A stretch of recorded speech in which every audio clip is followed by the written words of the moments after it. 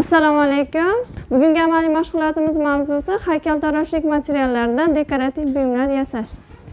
7-sinf darsligi tasviriy san'at. Bugungi darsimizda gips yordamida haykaltaroshlik materiallaridan gips yordamida dekorativ buyumlar yasaymiz. Ularda namunalar keltirilgan. Bizga yasashimiz uchun kerak bo'ladigan mahsulotlar gips, rangimiz dioksid titan deyiladi.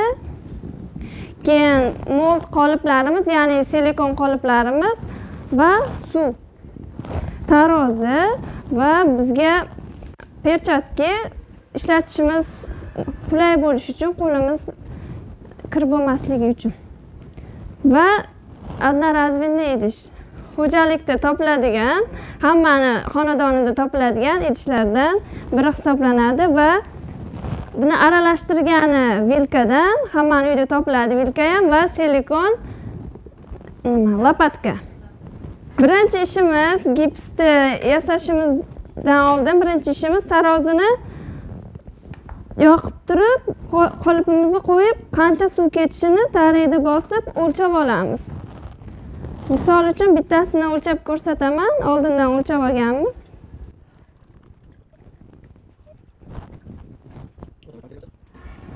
Ko'rsatish uchun qanday mana gipsni chiqarganimiz massasini shuning uchun kerak. Mana qolipimizga 254 gram suv ketar ekan, hammasini shu tartibda suv qo'yib o'lchab olamiz. Endi bu suv bizga keragi yo'q, joyiga qaytarib qo'yib olamiz. Qolganlarini o'lchab bo'lganmiz.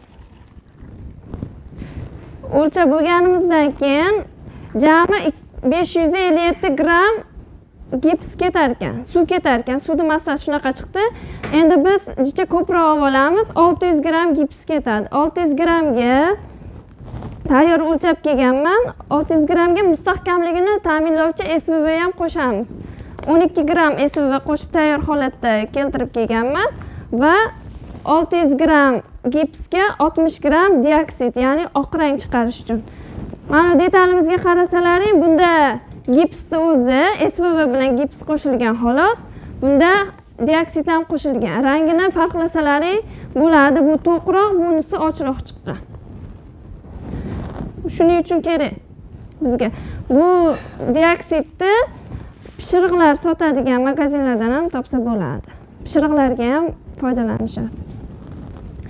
Endi bizga qiladigan ishimiz birinchi bo'lib taroziga idishimizni qo'yib olamiz va tariyni bosib 300 gram suvni massasini o'lchab olamiz.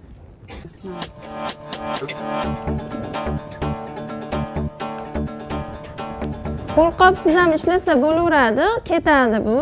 Oddiy gips massasi xavfsizlik uchun kiyib olamiz. Endi tarozini bizga keragi yo'q, chekiga olib qo'yamiz. Doim gipsdan foydalanayotganda gipsga suvni quymasdan birinchi suvga gipsni solamiz, aralashtiramiz. Tartibi shunaqa bo'ladi. Endi quruq massani billa qilib olib turib, birgalikda aralashtirib olib, suvga qo'shib aralashtiramiz. Tartibi shunaqa bo'ladi.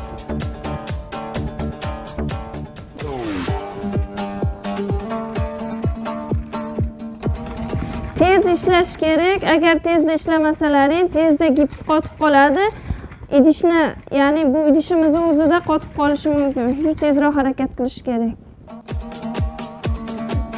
Ozginadan solib aralashtirib olamiz. Birdaniga solmaymiz. Suvimiz qancha qaynoq bo'lsa, shuncha sekinroq qotadi. Bizning suvimiz iliqligi uchun hozir reaksiyasi tezroq bo'ladi. Agar massalaring qo'yiq bo'lib qolgan bo'lsa, qaymoqda suyuq qaymoq bo'ladi-ku, xuddi shunaqa qilib o'zingizga moslab olishingiz mumkin. Bizga jicha qo'yiqli qilib qoldi, suv qo'shishingiz mumkin, yana qo'shimcha. Yaxshilab aralashtirib olishimiz kerak. Bo'lmasa idishimiz qotgandan keyin to'g'rilab bo'lmaydi. Suvni massasini o'lchaganimizda qoliplarimiz ichi ho'l holatda bo'lib qoladi, suv bo'lib qoladi. Shuni suvni qoqib olishimiz kerak, yaxshilab silkitib suvni. Bo'lmasa ana gipsimizni quyganimizda pufakchalar bo'lib sifatsiz bo'lib chiqadi. Ularni holatini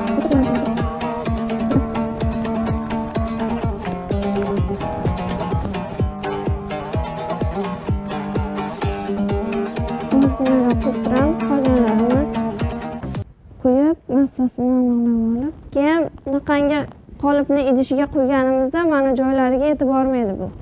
Bunaqa arra joylariga. Shuning uchun shuni aylantirib olamiz qolipni. Qopqog'iga. Tekis chiqishi uchun.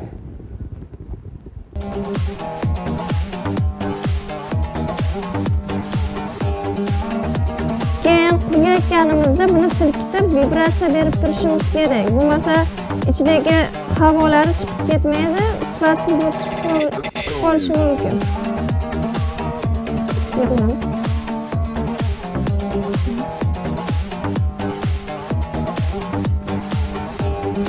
Silikon lopatkamiz shu joyda ishlaydi. Mana idishimizda yilkada chiqara olmaymiz. Hamma gipsimizni uvol bo'lmasligi uchun silikon lopatkamizdan foydalanamiz.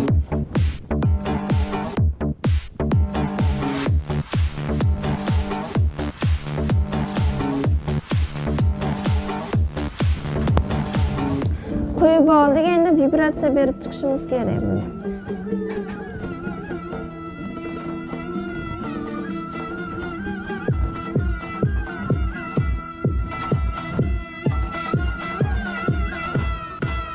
Uch soatda qotiydi. Yozgi kunlarda 2 soatda ham qotishi mumkin. Chunki issiq bo'ladi. Qancha havo issiq bo'lsa, shuncha tez qotiydi gips. Ertaroq yechib qo'yish ehtimol bo'ladi ba'zi nimalarda. Endi ishlayotgan shu gips bo'yicha ishlayotgan o'quvchilarda ertaroq yechib qo'ysangiz tez sinib ketishi ham mumkin. Keyin reaksiyaga kirishayotganda bu qiziydi. Qo'lingizni kuydirib olishingiz ham mumkin.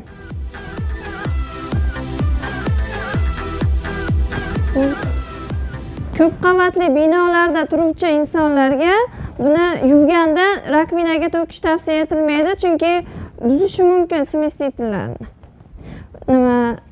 Yer hovlida turuvchilarga shunday hovliga to'kib yuborsa bo'laveradi, hech narsa qilmaydi. Oradan 3 soat o'tdi, endi bizga perchatkani keragi yo'q, shuning uchun yechib qo'yapman.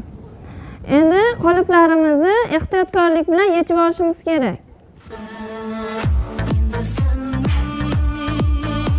İchiga havo kirgizib yechamiz, bo'lmasa sinib ketib qolishi mumkin.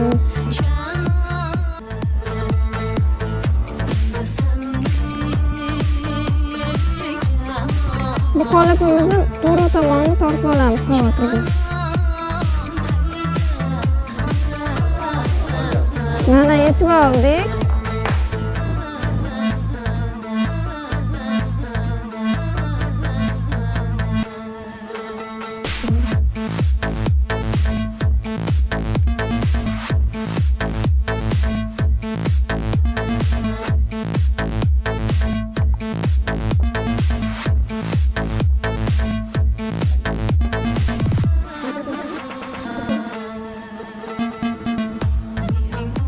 Mana qolipdan yechib oldik. Endi buni xona sharoitida 6 kun yoki 5 kun kutamiz, to'liq qurib oladi. To'liq qurigandan keyin qum qog'oz yordamida o'tkir qirrali joylarini pardozlab chiqamiz. Ya'ni shlifovka deydi.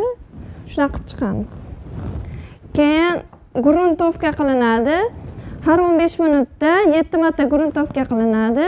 Gruntovkadan keyin yarim soatdan keyin laklash jarayonini o'tkazamiz. Laklangandan keyin detallarimiz, buyumlarimiz mana holatga keladi. Tayyor holatga. Lakni ham har 15 minutda, uni ham 7 marta qilinadi. Qanchalik mustahkam suvga chidamliroq qilish uchun ko'p ishlatsak bo'ladi.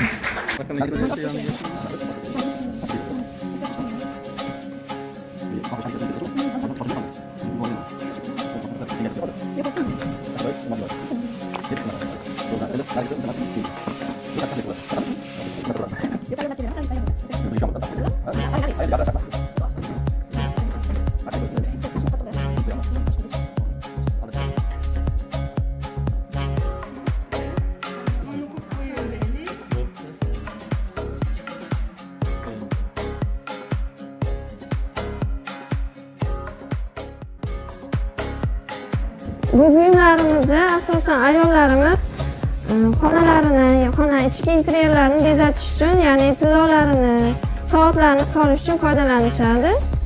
Shunaqangi dekorativ buyum hisoblanadi. Ko'rib turgan bo'lsangiz, mana gullar va buni o'quvchilarga kitlarni solishga, qalamlarni solishga qalamdon qilib ishlatadigan bo'laveradi. E'tiboringiz uchun rahmat.